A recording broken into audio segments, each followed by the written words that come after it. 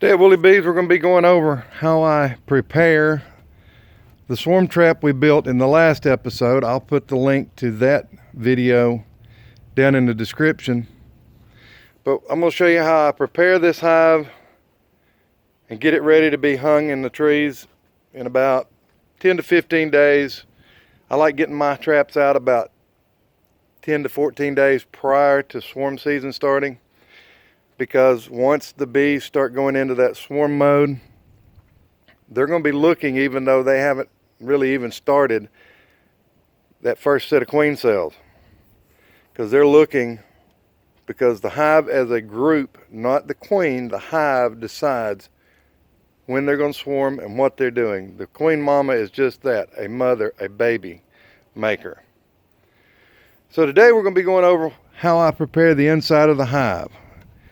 In the next episode, we'll go over how I select where I'm going to hang the hive in the trees, in the field lines, wherever I find that I actually find bees and I find that the trap would be in a great position. But this episode, we're going to do what I call preparing the box. Think about your hives. When you go into your hives, you go to pull out a frame. What is all over the frame rest? Propolis. Propolis is sticky, it's smelly, and that is something you have to have in this bait box. A lot of people tell you, oh, you just throw a piece of old brood comb in there and some empty combs, or fill them all with brood comb. No, you got to have what a hive actually has in it. You got to have that propolis in there. And in doing that, one way I do it is I'll take some of the scratched propolis that I get off the other hives I'm cleaning up, melt it on the hive tool, and I've already done a little bit here, but you just smear it into that frame rest. That gets it on real thick. That's kind of time consuming. Take the risk of burning your fingers. You can't really do it in the frame rest, because with the torch you'll burn the frame rest too. But the easiest way that I have found is I filled up this jar about halfway with propolis back in the fall, and it has 91% alcohol, rubbing alcohol in it. I keep it in my laundry room. I'll go in 2-3 times a day, as many times as I think of it, and just give it a shake, set it back on the shelf. Wife goes by it, goes in to do laundry, she'll give it a shake, put it back on the shelf. As you can see, there's a bunch of small little floating pieces, but there's no big clumps. And I mean, this was about half full of just a big ball of propolis. Anyway, in doing that, then you just take the lid off, get your little paintbrush. Oh, it's what, a 1-inch paintbrush. Now, where in the hive is the propolis at? The biggest portion of your propolis is always on your frame rest, so you take and you just paint this on.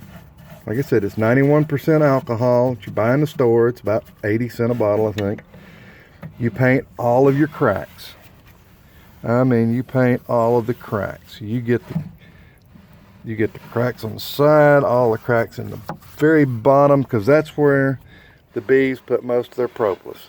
I mean, you don't worry about it dripping on the bottom, but you just paint all of the spots that you find in your hive that bees put propolis. Now, what happens when you put rubbing alcohol on your hands?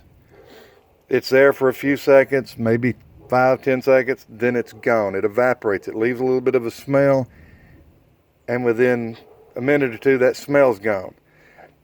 That's exactly what's going to happen with this propolis and this alcohol mixture. You're going to paint it on. That alcohol will evaporate. It's soaked into the wood, so you do not take and do this and then go straight out and hang the box in the wild. You let it set, air out for a couple of days before you even think about doing that. But that gets the smell. Well, we've already got a honeybee. Visiting the box. That gives it the smell of a dead out hive. Next thing you can do to your box is when you select your frames to go in it, If you're new, you have a little disadvantage. If you're an old beekeeper like me, you coil your frames out, you just get a piece of old brood comb. Until I knocked a hole in that one. Just old nasty black brood comb.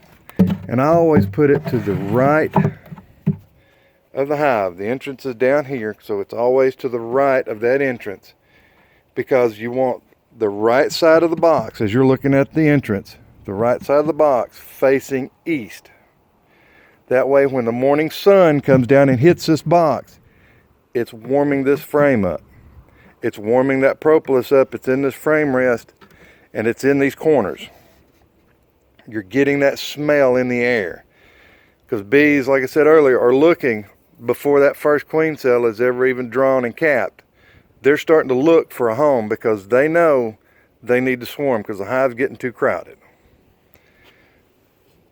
After that, if you've got a little frame that they never finished drawing out, I made late splits and they never finished drawing them out, so I went through and culled them, put that in there, and then I use frames where I have just completely took the wax out of. I try to break off and leave the wax on the top. That's nothing more than just wax where they've drawn it out. A little fishing line. Pardon the wind, it's 37 degrees and windy. This one, as you can see, you've got the wax on the cleat bar. I turn the cleat bars down and brad them in, and then I put fishing line in there, so as they dry down, they have something to hold it in place. This is a 5-frame box, and if you watch the video on how I made the box, you'll know that this one's a little bit below 40 liters. The 6 framers I build are a little bit above 40 liters, and Tom Seeley has done the research, and 40 liters is about what they want. Now, after we've got all of this in there, like I said, this is to the right, whole main reason. There's a gentleman named Sam Wong with the University of Louisiana State. He's done a study on beehives, bait boxes, swarm traps. The bees go in and they turn right 47.4% of the time. He said they go in and immediately turn right 47.4% of the time. Bees have more smell receptors on the right side of their body, according to him. So they go in, they turn right. You put that piece of drone comb in there, you heavily propolis these corners on the right side. It's like adding ice cream to your cake. You're just really laying it on thick for them. Now, after we get all that done, we'll go over, like I said, the next time, in the next video, we'll go over how we choose a location, how you actually hang the bait box. There's a lot that goes into how I find my locations, because there's no need, in my opinion, of just riding down the road. That tree looks good, let's hang a hive there. If there's no bees within that area, you've wasted your time, your hive, then your repetitive drive-bys, rebaiting. You've wasted a lot of time and effort, and there's no bees. Had a bee just fly by again. Now this year, I've never liked lemongrass. I've never had any luck with lemongrass oil. I've always used Swarm Commander, had good luck with it. I lost count at 28 swarms last year. Had 25 the year before.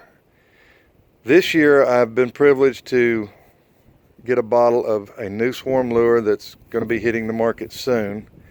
I don't know if he's got it ready or not.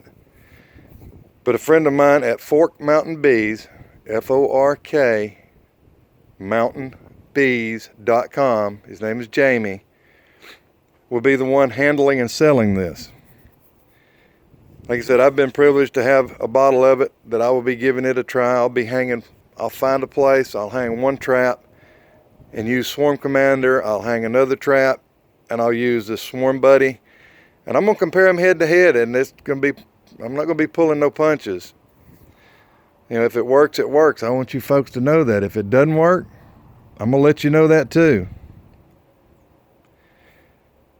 Thanks for watching Woolly Bees. hit that like and subscribe button. Get a